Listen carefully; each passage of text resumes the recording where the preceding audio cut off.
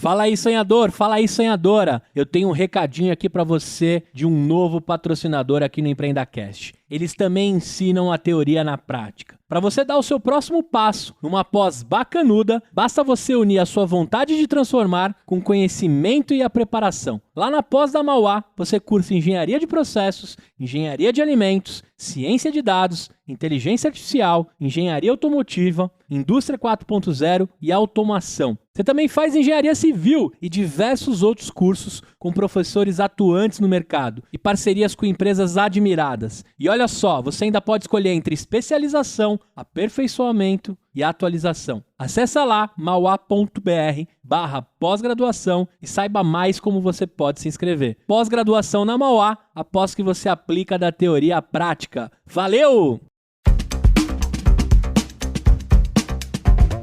Começa agora o News Semanal, um programa de notícias do EmpreendaCast.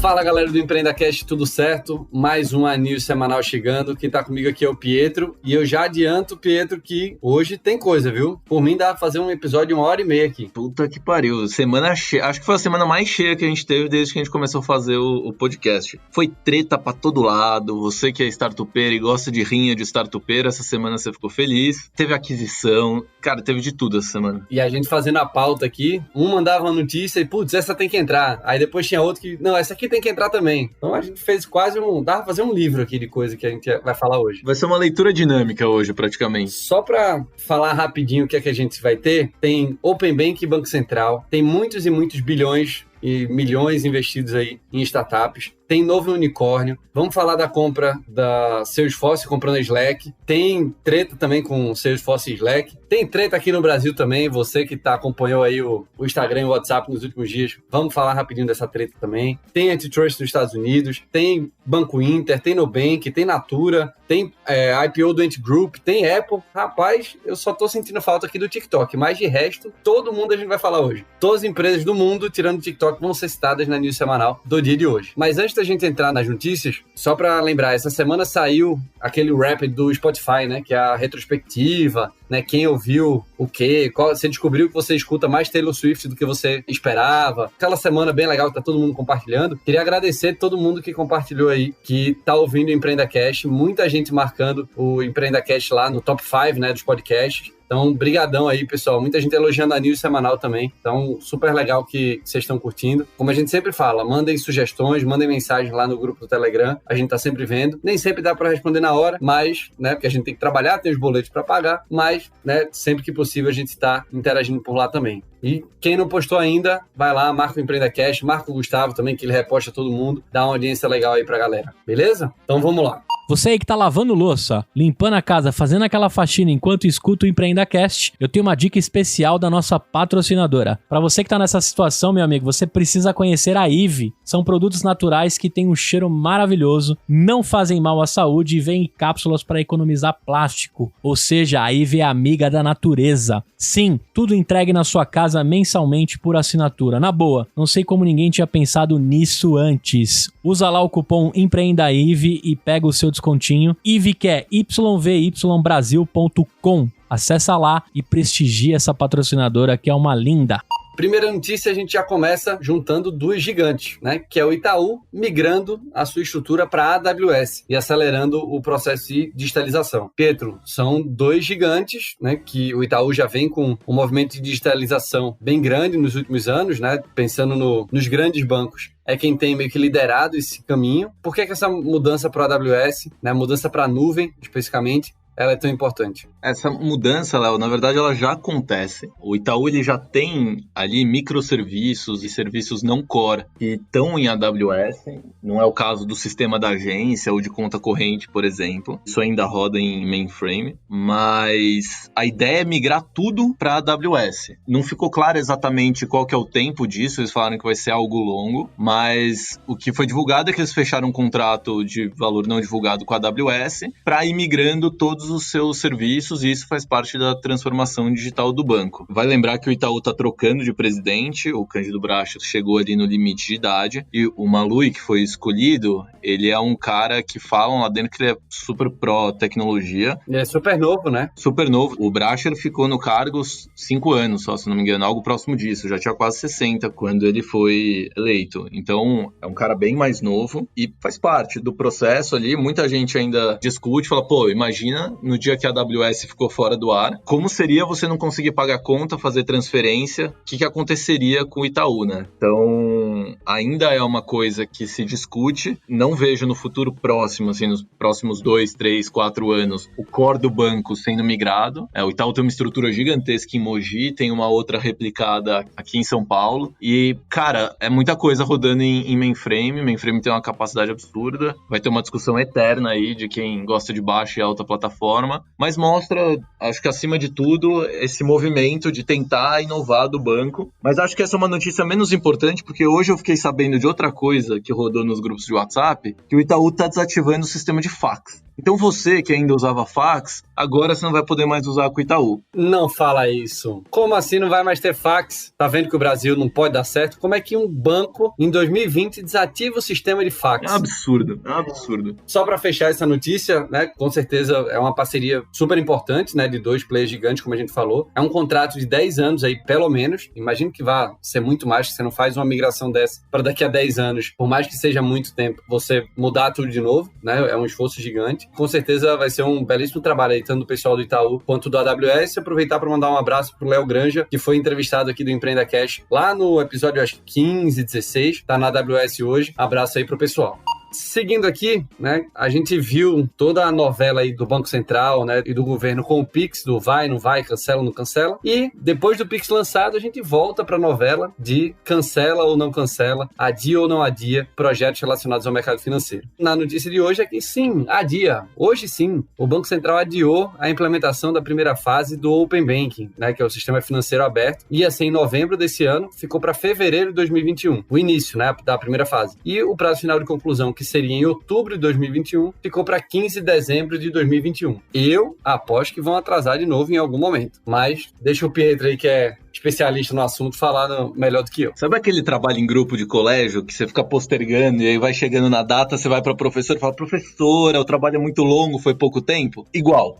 Já era pra começar em 30 de novembro, como você falou, vai começar a primeira fase em 1º de fevereiro. Dessa vez tem uma desculpa gigante, chamada Covid, e no final foi isso que o Banco Central e o Conselho Monetário Nacional comentaram ali quando decidiram adiar. Eles entenderam que todo mundo foi impactado pelo novo jeito de trabalhar e também foi levado em consideração a necessidade de adaptação de sistemas das instituições em razão de outras ações regulatórias, a.k.a. PIX. Então o pessoal está pedindo mais um tempinho para entender como que o Pix vai rolar, para entender como que o Pix vai se adaptar ao Open Banking e outras coisas, como registro de recebível de cartão, para depois implementar a primeira fase, que aí os grandes bancos vão ser obrigados a participar, senão ainda não vai ter um compartilhamento completo de informação. Enfim, tudo que a gente já contou de Open Banking aqui, mas eu concordo com você, eu acho que vai ter mais atraso e seja postergando a fase 1 ou seja estendendo a fase 1 por mais tempo. A galera não vai gostar muito dessa sua comparação aí com o trabalho da escola, não, mas eu achei precisa. Sou obrigado a reconhecer que foi preciso. E aí, sonhadores, eu tenho mais uma novidade agora da nossa patrocinadora Fit Anywhere. Além do melhor aplicativo para você malhar aí da sua casa ou você ter a ajuda do aplicativo deles para malhar na sua academia, a Fit agora também tem o seu podcast e eles estão entrevistando empreendedores, tem episódios sensacionais saindo e eu te convido aí no Spotify a acessar Fit Anywhere, o podcast deles. O nosso amigo Rabino, o Pessa, tem feito episódios incríveis e o último que tem lá, que eu convido vocês a escutarem, eu achei maneiríssimo, 1 hora de papo, mulheres empreendedoras e as suas histórias inspiradoras. Dá uma conferida lá no Fit Anywhere, o podcast do Rabino mais maluco que a gente conhece. Vamos entrar agora num bloco que eu particularmente gosto muito, que é o que tem muito dinheiro envolvido, que é o de captações, investimentos e M&As, que essa semana foi movimentadíssima no Brasil e lá fora também. Começando aqui no Brasil, vamos falar do C6 Bank, né? Aquele banco que foi fundado aí pelos ex-executivos do BTG Pactual. Muitos dos nossos ouvintes têm conta lá. A gente vê propaganda aí dos caras direto. Eles levantaram 1,3 bilhão de reais. Mas eu vou falar de novo, tá? Não é que foi o valuation de 1,3, não. Eles levantaram, numa rodada que teve 40 investidores privados, 1,3 bilhão de reais, num valuation total de 11,3. Para base de comparação, rapidinho aqui, o Inter, né, que é dos bancos digitais o que tem capital aberto na bolsa, tá com valuation de 19 bilhões na última vez que eu vi. O C6 Bank, ainda privado, existem rumores, né, de abrir capital também, seja ou aqui no Brasil ou nos Estados Unidos, já está em 11,3 e se tornou oficialmente o mais novo unicórnio brasileiro. E aí lembrando, né, oficialmente porque o conceito para você virar unicórnio é $1 bilhão, né, o que hoje no Brasil tá a fortuna, né, tá um PIB de um pequeno país. Tem gente aí que não tá chamando de unicórnio, tá? Teve alguns posts e matérias revoltados falando eu não vou chamar o C6 de unicórnio por causa do modelo da operação. Para quem tiver curiosidade, o Brasil Journal lançou ali uma matéria legal explicando qual que foi o modelo de operação. Na verdade é uma dívida conversível e esses 11,3 bilhões é uma estimativa de quanto eles acham que o banco vai valer quando tiver a conversão dessa dívida, que é no prazo de 2 anos. Esse dinheiro ele foi captado na holding Carbon, na verdade, não no próprio C6. Essa holding, ela engloba algumas aquisições e outras empresas, como a Idea 9, como a PayGo. E, cara, eu chamo o C6 de unicórnio, independente o modo que foi feito. Isso aqui é uma captação que avaliou o banco não exatamente em 11,3, porque isso pode reduzir, se o valor no IPO for menor, os investidores eles vão ter uma parcela maior. Mas, cara, dá para chamar tranquilo o C6 de unicórnio, mesmo quanto menor for, não vai ser tão menor. Tem uma coisa que ficou estranha, porque o pessoal fala lá de que em julho o banco teria emitido uma debênture conversível. Debênture é uma dívida conversível, que é provavelmente conversível em ação, no valor de 525 milhões de reais, que teria sido comprada pelo Bradesco, o que daria na época para o Bradesco 15% do C6. E aí o valuation naquela época seria 3,5 bilhões de reais, pela conta aqui. Mas o Bradesco, na verdade, nega, não teve fato relevante ao mercado. Se discute aí se isso seria um fato relevante ou não. Acho que seria um banco comprando 15% de um concorrente, mas não ficou muito claro aqui se o Bradesco tem ou não 15% do C6. O fato é que aqui foi uma operação de dívida conversível com equity kicker ali, ou seja, se o valuation lá na frente for maior, os investidores ganham esse upside, e foi distribuído ali pelo Credi, mais ou menos 40 clientes private do banco compraram essa dívida. Então, cara, de qualquer forma, o C6 está com 4 milhões de clientes. Segundo eles estão em 99,7% das cidades brasileiras. Bom, um crescimento super expressivo por pouco tempo que o C6 tem.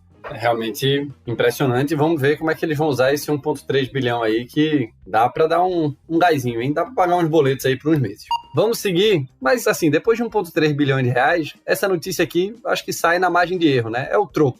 A comissão do 1,3 aí, que é a Esquadra Investimentos, que é do Google Stocco, né, super famoso, né, além de um time também super capaz, tá anunciando um fundo de 100 milhões de reais. Mas o que é 100 milhões de reais se a gente falou de 1,3 bi, né? Tô brincando. 100 milhões de reais é um belíssimo dinheiro, né? Vão fazer investimentos em empresas não operacionais, em fases de ideação ainda, né? Então, um pré-anjo até um série A. Então, com cheques que vão de 500 mil a 15 milhões. É um bom range, né? De 500 mil a 15 milhões, dá pra pegar um bocado de gente. Então, eu achei o range meio esticado, né? Porque você falou, preciso, assim, o que é 100 milhões para 1,3 bi? Os números até ficam pequenos depois dessa notícia, mas, cara, a startup que está numa fase de levantar 500 mil, ela é muito diferente da startup que está na fase de levantar 15 milhões. E vale lembrar que os fundos, normalmente, eles não investem sozinhos na rodada. Então, uma startup numa rodada para receber um cheque de 15 milhões da Esquadra, ela está levantando bem mais que isso. Então, eu não entendi muito bem ali por que esse range tão grande. Normalmente, você tem gente focando num seed, ou num pre-series A, ou num pre-seed, e depois só fazendo o follow-on. Eu acho, para mim, faz mais sentido ser essa a ideia. Pô, eu vou acompanhar o investimento depois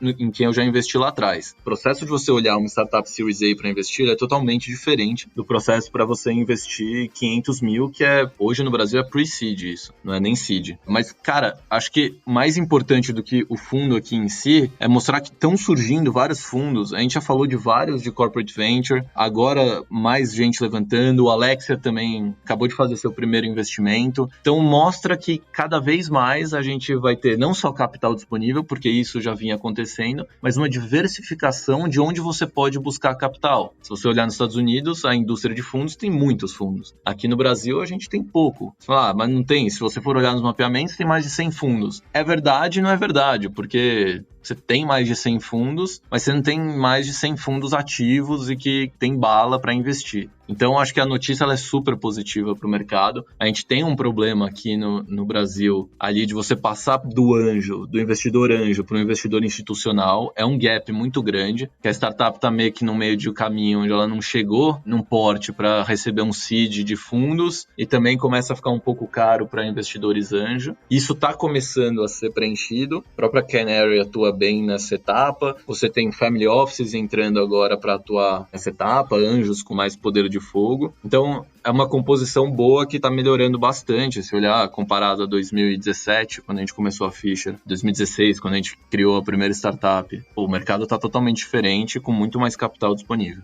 Olha só, sonhador, quero te fazer um convite. O nosso grupo no Telegram tá bombando. Já somos quase 1.000 empreendedores. Quero te fazer um convite. O link tá aqui no feed ou no link do blog. Você pode acessar também pedindo pra gente via direct do Instagram. Então vem pro nosso grupo no Telegram, encontre um sócio, encontre parceiros, valide o seu negócio e tenha apoio. Não importa em qual canto do Brasil você tá, sempre estaremos conectados na maior comunidade empreendedora da podosfera. Chega aí, sonhador, tô te esperando. Indo para a próxima notícia, o braço de investimento da Tivity, que a gente comentou aqui também há algumas semanas, fez a sua primeira aquisição, que é o pessoal da Privali, que é especializado em gestão de segurança, e privacidade, com foco na LGPD, que, como todos nós sabemos e já falamos aqui algumas vezes, é um assunto super quente e que vai mexer muito, já está mexendo muito com as empresas. A gente comentou do braço de investimento da Tivity, dos corporate ventures crescendo, LGPD vai cada vez mais estar em voga, o Serasa já tomou aquela bronca, a gente falou semana passada. É o primeiro de alguns. Quando um corporate venture, um fundo levanta dinheiro, ele não vai começar a procurar negócio, tá? Normalmente já tem alguns negócios engatilhados e aí quando o dinheiro entra, ele começa a fechar. Então a gente deve ouvir mais notícias de investimento da Tivity em breve. Já que a gente tá caindo nos números, Saiu de 1,3 bilhões, a gente vai agora para 5 milhões de dólares, o que é um trocado, não é mesmo? Considerando o nosso portfólio aqui de notícias, 5 milhões caiu ali tem naquela caixinha das moedas que fica em cima da mesa, assim, tem 5 milhões de dólares. Quem levantou 5 milhões de dólares foi o pessoal do The Coffee, que é aquela cafeteria minimalista toda hypada que, se você mora em São Paulo, você já viu aí em vários lugares, Pinheiros, Jardins, tem um bocado de canto. Eles são de Curitiba originalmente, Foi fundada por 3 irmãos, Carlos, Alexandre e o Luiz. Curiosamente, eles têm experiência, respectivamente aí nos nomes que eu falei, em tecnologia, vendas e design e publicidade. Na prática, os caras têm uma empresa dentro de casa, Não falta mais nada. Se tiver um contador / jurídico aí, tá fechado, pode mandar o CNPJ pros 3 e não precisa de mais ninguém. Eles receberam 5 milhões de dólares para expandir, foram liderados pela Monax, também um fundo super famoso, super ativo, e vão expandir para a Europa, que foi aí super impactada pelo Covid. Estão apostando alto em tecnologia, O modelo deles é bem diferente, Eles têm aquelas lojinhas pequenininhas e vai ser interessante. A Monax tinha liderado a rodada de 500 mil dólares, que foi a rodada seed, e na época eles tinham 6 lojas. E o que eu achei interessante é que, dentre um dos objetivos deles, é expandir o número de lojas próprias. Eles têm ali, você falou, uma cafeteria minimalista, pequenininha, ela tem espaços ali de 15 a 20 metros quadrados, não aceita dinheiro, você paga ali só no cartão ou no aplicativo deles, então tem uma componente de tecnologia ali para você sistematizar todos os processos de pagamento. Você não pede para um atendente, você pede num tablet. Lá dentro tem uma pessoa só ou 2 fazendo o café e entregando na ordem, estilo Starbucks. só que não tem as mesas lá dentro, é tudo balcão, tudo to go. Então tem uma componente de tecnologia, mas é um business mais de varejo aqui do que de tecnologia. Então você que achava que Monax e fundos de venture capital só investem em SaaS, não é bem isso. E o interessante é que o dinheiro não é para eu vou ser a componente tecnológica e vou fornecer para as franquias e vou vender franquia. Não, eles querem abrir loja própria também. Eles querem aumentar de 10% para 50% o percentual de lojas próprias, porque segundo eles, a margem ali ela é maior. Então eu achei super interessante esse investimento, como você falou, perto dos C6 é um troco, 26 milhões de reais na cotação de hoje, não é nada. Mas é interessante ver que um business de tijolo, como a gente fala, também tem espaço no Venture Capital. Sem dúvida. Super legal, né? Ver Venture Capital saindo só ali do Bits and Bytes, indo pro tijolo e cimento, né? Bem interessante ver essa visão, esses dois mundos se fundindo, vamos chamar assim. Claro, não é a primeira vez, tá, gente? Pelo amor de Deus, né? Vários outros Venture Capital fizeram investimentos em negócios de tijolo, né? Há vários e vários anos. Mas é só uma notinha aí de rodapé. E para você que ficou até agora, que estava ficando triste, porque a gente estava ficando cada vez mais liso aí nos investimentos, tem uma reviravolta. Como toda novela da Globo, lá do Manuel não sei das quantas, tem uma reviravolta no final. E a gente que estava indo para o fundo do poço, voltamos com a compra da Slack pela Salesforce por quase 28 bilhões de dólares. 28 bilhões. Eu adoro repetir esses números. Eu não sei nem fazer conta pra saber quanto é que é isso em real. 143 bilhões na cotação de hoje. Não é pouco, né? Não é pouco, não. Foi um deal que começou a ser falado na semana passada, né? Mais fortemente. E em questão de 3, 4 dias ali, que era rumor, né? De fato virou uma compra oficial, né? Isso. Acho que tem a notícia aqui, né? Sendo preciso, 27,7 bilhões. A Salesforce, market cap dela hoje, eu fui olhar, tá mais ou menos 200 bilhões de dólares.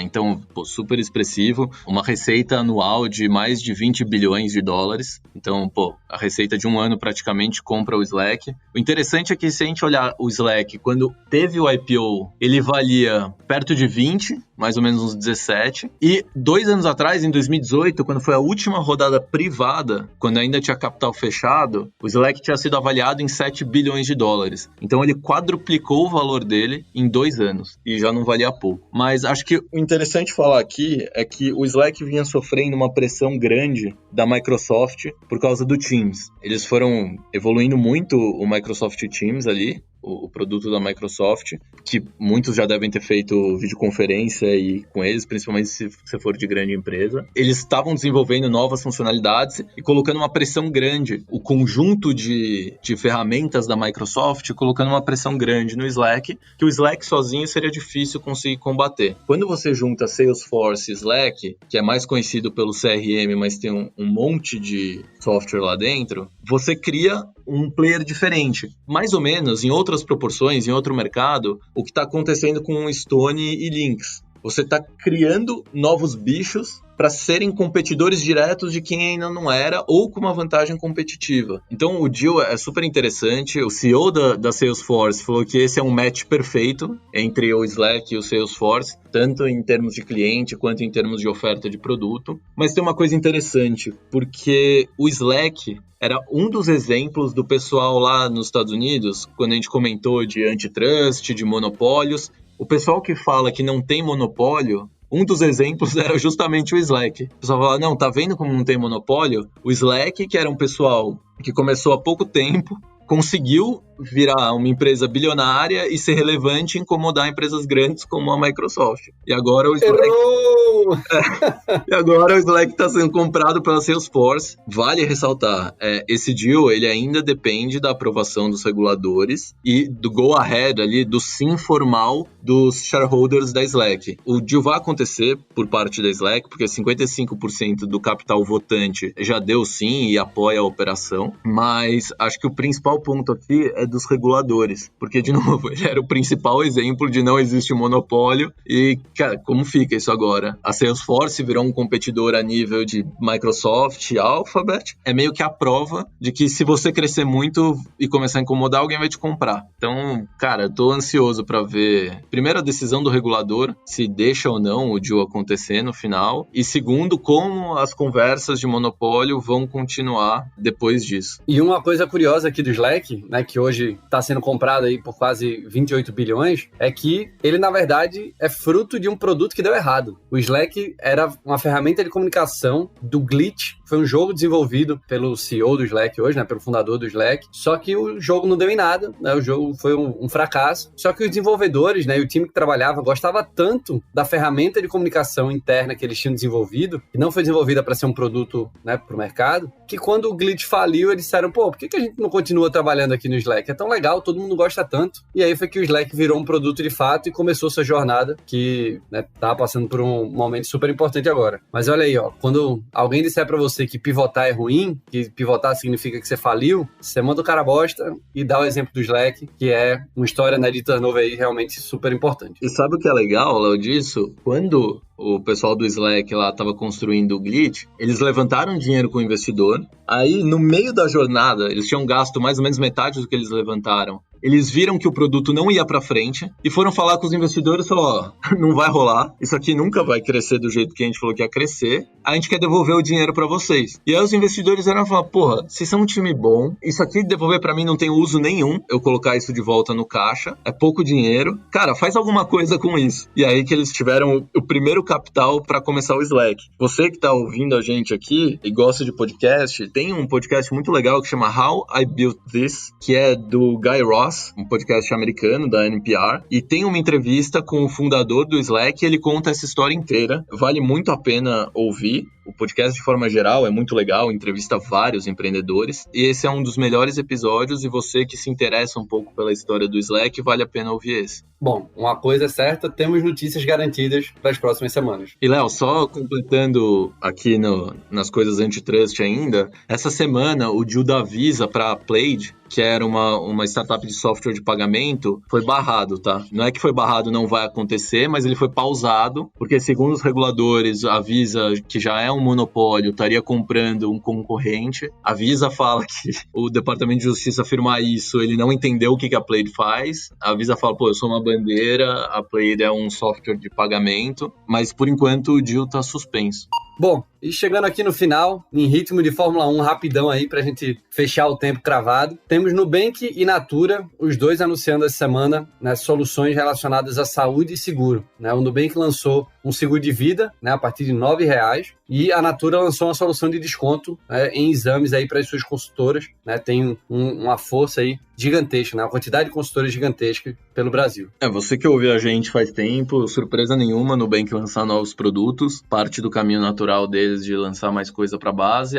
agora é de 30 milhões de clientes. O preço médio ali, como você comentou, Léo, vai ser de R$9 do seguro de vida, cobre um monte de coisa, desde morte em si até assistência funerária, invalidez, e vai ser mensal. Cada vez mais a gente vai ver, você pega, por exemplo, a Piera lá hoje, tem o seguro de celular mensal e o de carro mensal também. Para quem faz seguro de carro de forma tradicional, sabe que você tem que fechar o ano ali do seguro e isso é um inferno. Então agora, acho que cada vez mais a gente vai ver produtos de seguro mensais e não anuais, e com valores acessíveis que nem esse do Nubank. E a Natura, muito legal o que eles estão fazendo, porque eles vão dar não só para as consultoras da marca descontos, mas também para a família da consultora. E vai ser um plano com preços até 35% mais baratos do que no mercado tradicional e não vai precisar pagar mensalidade. Vai estar disponível em todo o país. Esse produto é uma parceria com algumas empresas, startups como Doutor Consulta, Amor Saúde, Salu, que oferece telemedicina. Então, muito legal a gente vendo, de fato, agora o ecossistema de health tech tracionando mais no Brasil.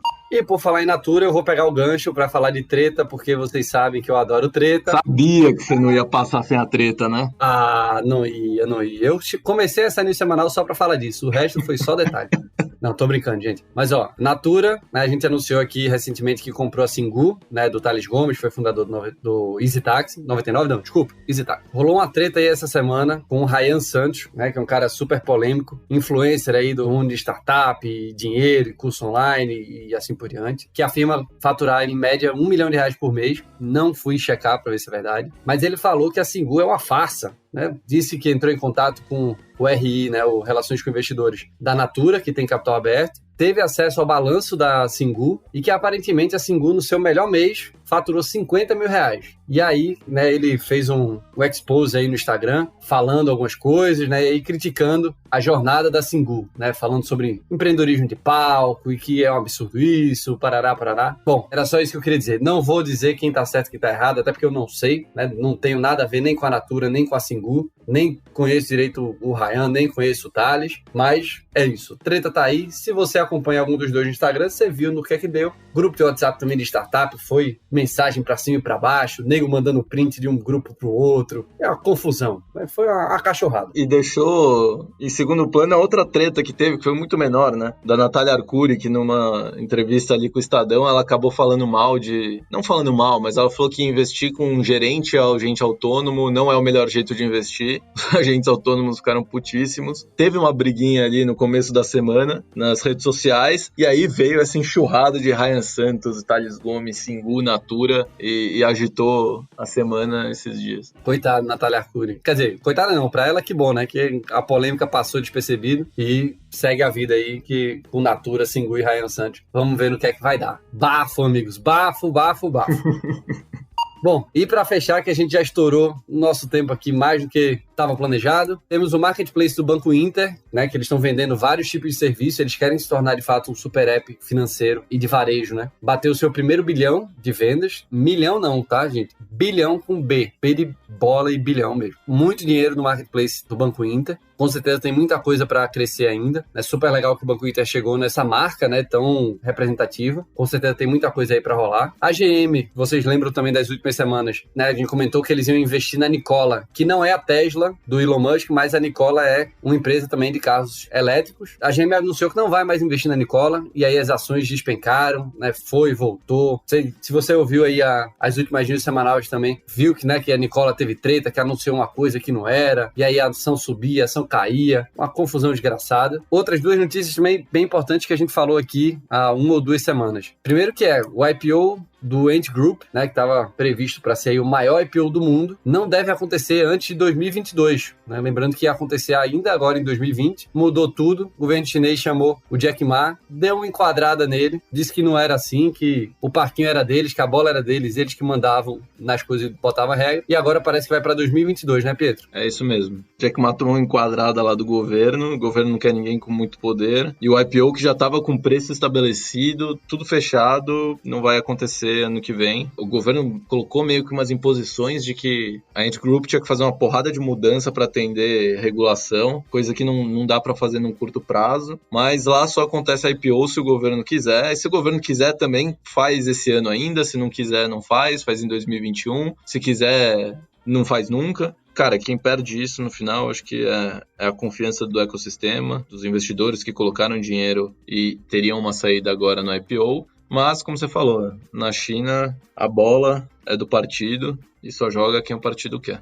E para finalizar, vamos falar aqui da querida Apple, do Pietro, que vocês viram também as notícias, né? A gente falou aqui sobre isso, de que eles não vão mais mandar carregadores junto com os novos iPhones, né? Eles estão, né, tem todo o discurso de que eles aproveitam melhor os caminhões, né, os navios, para mandar mais produtos, porque as pessoas quando compram um iPhone não usam um novo carregador, usam o da versão antiga que eles tinham, então, né, acabava sendo bom para todo mundo, quer dizer, melhor ainda para a Apple, né? Porque saiu como empresa verde e tá cobrando a mesma coisa pelo telefone agora sem carregador. E aí o Procon de São Paulo, querendo dar uma de partido comunista aí, querendo ditar as regras do jogo, disse que vai exigir que a Apple forneça carregadores na venda do iPhone. Já digo logo, acho que não vai dar em nada. O Procon tá no papel dele, né? Tem que defender de fato os direitos, deveres e interesses dos consumidores, né? Para evitar práticas abusivas, né? E outras coisas. Tá só uma notinha no rodapé. Adoro o Procon, acho que ele tem um papel fundamental, né, na nossa sociedade, mas cá entre nós, acho que não vai dar em nada. E se você quiser comprar o carregador do seu novo iPhone 42 Pro Max XR Hyper, você vai ter que gastar um dinheirinho a mais. Como você falou, o Procon tem um excelente trabalho, principalmente aqui em São Paulo, que a gente acompanha mais, só que ele tá meio que defendendo, usando o tempo do Procon, das pessoas do Procon, para defender quem compra iPhone. São pessoas que têm um poder aquisitivo um pouco maior. Assim, um carregador carregador original da Apple não custa nem R$200 e um iPhone top que você falou custa 14 mil. Primeiro é isso, você tá gastando tempo para defender pessoas que gastam de 5 a 14 mil num celular por um ticket de R$200. Outra que a justificativa foi venda casada. Assim, não é venda casada na minha opinião, o pessoal lá do Procon deve entender muito mais do que eu, mas você pode comprar um carregador genérico se você quiser pro seu iPhone, tem um monte na internet. Você pode não comprar e usar o seu antigo. No final, eu acho que isso aqui é uma discussão muito mais comercial. Pô, a Samsung ali do lado, se eu fosse ele, eu usaria. Falar, ó, compra o celular e aqui você tem carregador também. Eu acho que nem você, eu acho que não vai dar em nada, até porque o Procon não tem poder de lei, tá? Eles já tinham notificado a Apple sobre isso em outubro. No final, acho que, cara, a Apple, o que você comentou, tá querendo usar justificativa ambiental para aumentar o preço do produto sem aumentar o preço do produto, colocando menos coisa na caixa no final. E para mim, como consumidor, é um ponto negativo da marca ali que vai ser decisivo na hora que eu for decidir por comprar um aparelho. Ou não, ou gasta R$200 a mais também, que é R$200 para quem tá pagando 14 mil no celular, né? E que é a versão Ultra Blaster Top aí. Mas enfim, acho que isso só vai alimentar o mercado de carregadores paralelos. Ou você também pode evitar toda essa treta e comprar um Android, que aí você vem com um carregador e um celular melhor. Olha só.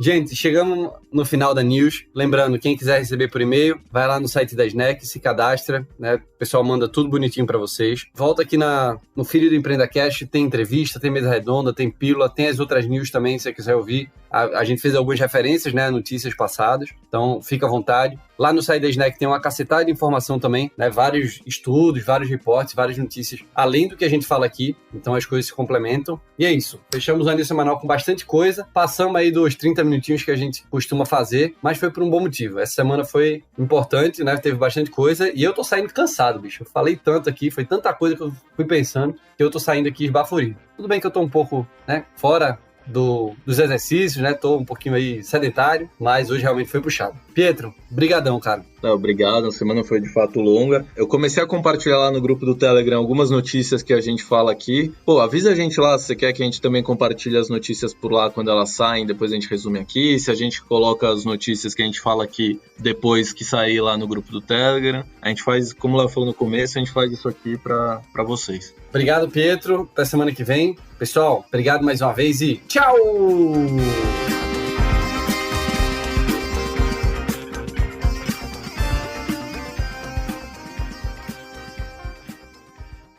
Ei, olha só, presta atenção. Você ficou até o fim do episódio e nem percebeu, né? O tempo voou. Eu quero te fazer um convite. Se você estiver me ouvindo ainda, você pode apoiar o nosso projeto. www.empreendacast.com.br/apoio. Lá você consegue contribuir com o valor que você quiser e todo o dinheiro é pra gente comprar mais equipamento, pagar o nosso estagiário, o Luquinhas, que cuida das postagens, e deixar cada vez mais forte a nossa comunidade. Então, se de alguma forma a gente entrega um conteúdo bacana pra você, eu te faço um convite. Apoie o nosso projeto, participe de grupos de mentoria exclusivo e de alguma forma a gente vai tentar também, na sua jornada, te entregar conteúdo diferenciado e bastante desconto aí da nossa rede de parceiros. www.empreendacast.com.br/apoio. E aí, sonhador? Você abriu seu CNPJ ou ainda vai abrir agora, nesse próximo ano. E você vai precisar de uma conta, certo? Para você pagar aquela publicidade no Google, para você fechar aquele software que é por cartão de crédito. Você vai precisar aí ter uma vida, né, bancária. E aí eu queria te fazer um convite para não sofrer com os bancos tradicionais. Chegou a Conta Simples. Na verdade, já existe a Conta Simples, uma conta 100% digital, feita para pequenas e médias empresas que precisam ganhar tempo e sem aquela chatice de assinatura e um monte de coisa que esses bancos aí estão acostumados a fazer a gente perder tempo. A Conta Simples é muito fácil de usar para você e para sua empresa. Tenho certeza que ela foi feita. Não vacila e abre sua conta simples. www.contasimples.com. Valeu, sonhador!